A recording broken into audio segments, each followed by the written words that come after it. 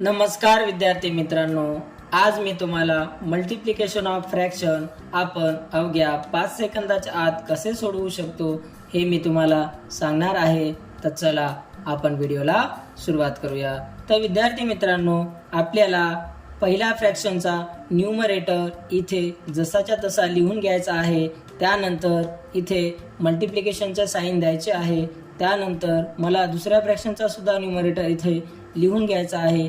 त्यानंतर मी पहिल्या संख्येचा डिनॉमिनेटर इथे लिहून घेतो आणि त्यानंतर मल्टिप्लिकेशनचे साइन देतो आणि त्यानंतर दुसऱ्या फ्रॅक्शनचा डिनॉमिनेटर इथे लिहून घेतो। त्यानंतर मी न्यूमरेटर आणि न्यूमरेटर यांचा मल्टिप्लिकेशन इथे करणार आहे। 3 5 जा 15 आणि डिनॉमिनेटर इंटू डिनॉमिनेटर यांचा मल्टिप्लिकेशन इथे करणार आहे। 3 4 जा 12। तर मला माझे उत्तर मिळून जाईल। आपण या उत्तराला पुढे सिम्प्लिफाय करू शकतो। 15/12 या दोघांना मी 3 ने डिवाइड करतो।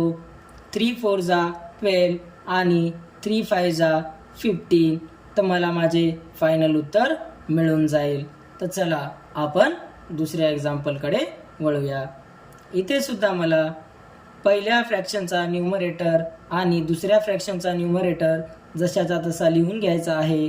त्यानंतर पहिल्या फ्रॅक्शनचा डिनॉमिनेटर आणि दुसऱ्या फ्रॅक्शनचा डिनॉमिनेटर मला इथे लिहून घ्यायचा आहे। त्यानंतर मी या दोघांची मल्टिप्लिकेशन करणार आहे। 10 2 जा 20 आणि डिनॉमिनेटरचा मल्टिप्लिकेशन इथे करून घेणार आहे।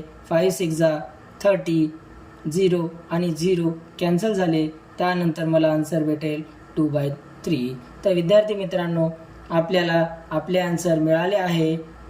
तर तुम्ही मला तिसऱ्या प्रश्नाचे उत्तर कमेंट बॉक्समध्ये नक्की कळवा।